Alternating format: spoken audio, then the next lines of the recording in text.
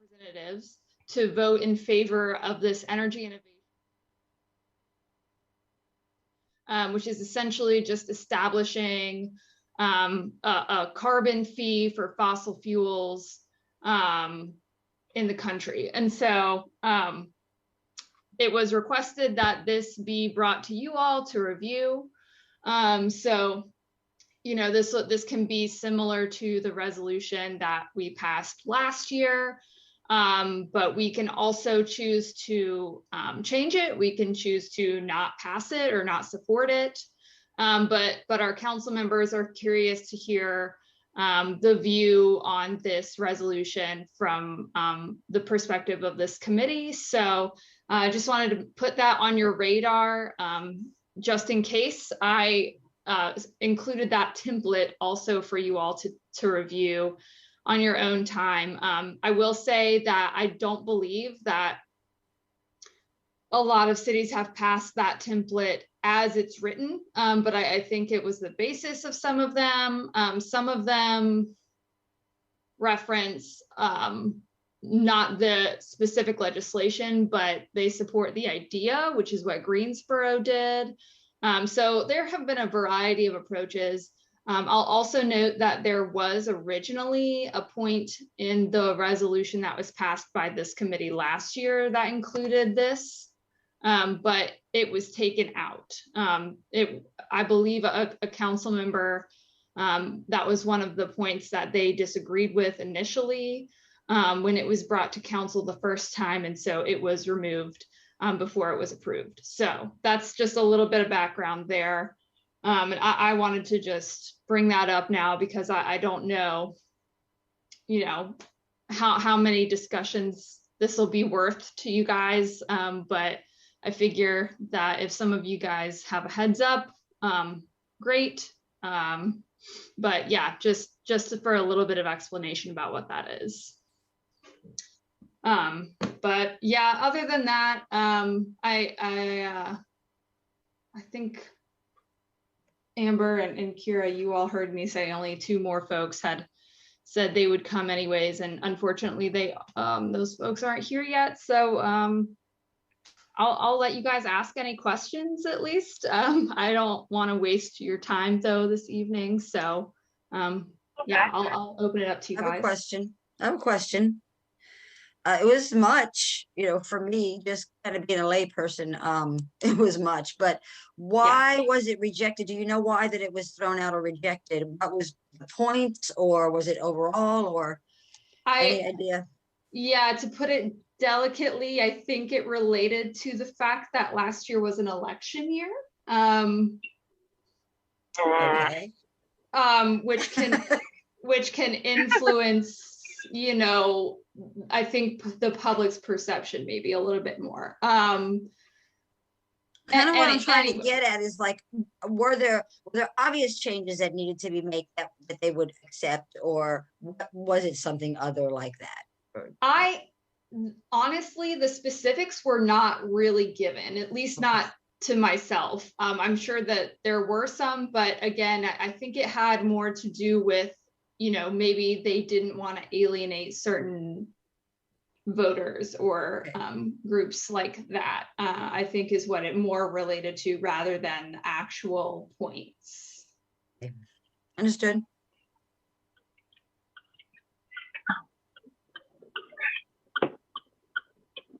And that was the same question that I had. Why was it rejected? Yeah, and you know, the person this time around more recently, he has reached out to several council, maybe every council member. I'm not really sure who all has heard from him directly, but at least a couple of council members have asked about this. So, you know, now that it's sort of been brought to their attention again, because I don't know how many of them caught this, honestly, the first time around either. So, you know, but we'll see. And again, it's really in your hands now to give, you know, your thoughts and your recommendations. So, yeah. So I know you wouldn't know this right off the top of your head, but are there any companies within the industries that would be heavily impacted by that tax? Yes. That are linked to have enough influence to do anything about it. Right. Yeah. So this would really, really impact a lot of the utility companies. For us, that's Duke Energy, of course. And so, you know, other companies like that may have large impacts on, like, that may be larger producers of fossil fuels will be the most impacted, which again is for us most relevantly Duke Energy, which I imagine those groups and those corporations are not in favor of this. I would just Really imagine not. based on the nature.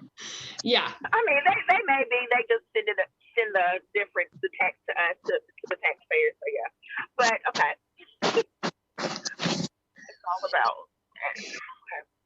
Well, and you guys may be aware that I'm sure that Duke Energy is going to pull the same thing that they did about the bill that we fought to defeat, that had to do with them continuing to use fossil fuels. So and that was a very contentious bill.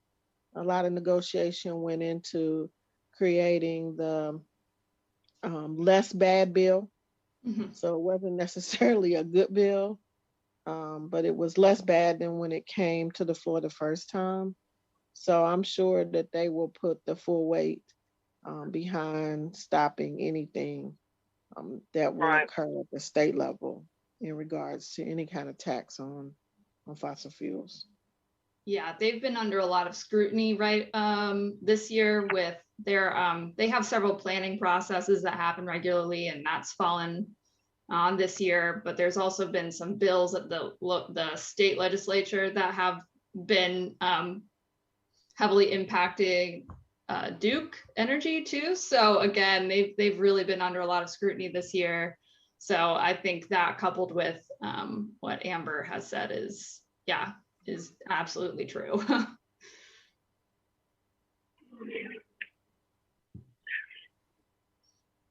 And then I'll also add to that, really this resolution is just us trying to convince our congressmen to vote a certain way, but we're only one of their like constituent municipalities, really.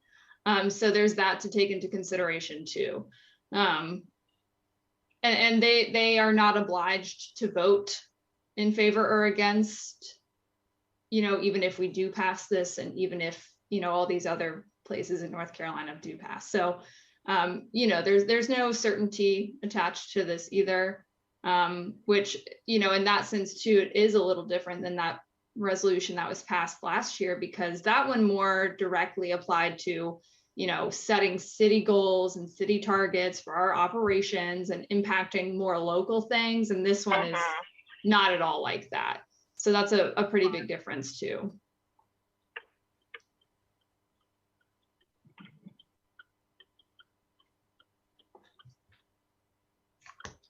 But yeah, so I'm sure we will be discussing this again at our next meeting with more folks present. You know, I don't know if there will be any subcommittee meetings in between now and then, but this may be something that the most recent subcommittee discusses. I don't know, I forgot the name of it, but I know this sort of falls under that category of the emissions and the climate change stuff from that resolution. But yeah, so we'll see. We'll continue discussing and thinking about it. But yeah, if there are any other questions too about anything at all, feel free to ask. Yeah. Okay. Oh, and I'll also say that Sarah has fully resigned. Only in the last meeting, I believe she had resigned from the chair position, but she has fully resigned now. So that means that there are 3 vacancies now on the committee, one of which is the chair one is a university representative, a local university representative, and the other is a representative of the Northwest Ward. So we're still working on trying to fill those roles, but yes, we will see what happens in the next few months with that too. So Okay. yeah, so if you guys know anybody who works for a local university, or, you know, it could be Forsyth Tech, it could be another one of the smaller schools, but more like secondary education, or if you know anyone in the Northwest Ward, just let them know that we have some vacancies for them. But yeah, so feel free to spread that around to your networks. But okay. Yeah. So yeah, I'll give you guys a couple more minutes if you do have any other questions. But other than that, like I said, I expected this one to be a shorter meeting, so I can give you guys back some time. And you said Northwest Ward, university, and a chair. Yes, and I'll note that there is more uncertainty around the chair because Sarah's term was set to end this May. So I don't know if a chair, if they were appointed in the next couple months, if it would only be to complete that term or what. So I'll just put that out there that I'm not sure, but again, the people who need to be aware are aware of the situation, so I can keep you guys updated. But I do think even if that did happen, that person would still be eligible for a reappointment and would be able to serve another full term too. So I think that's right. I have some more questions. Sure. I don't have any more questions. I'm sorry. Okay, I misheard you. Sorry about that. All right, well, I appreciate your short time this evening. Thank you all for jumping on and getting a short little briefing about that new resolution situation. But in the meantime, let me know if any questions come up related to that, or membership, or subcommittees, or anything like that. Yeah, so with that, I hope you guys have a great rest of your evening. Good holidays. We'll be in touch. And I'll see you guys, I think, in the new year, if not in your subcommittee meetings. So. Okay. All right. Thank you, guys. Thanks, guys. Yeah. Happy holidays. Yeah. Bye.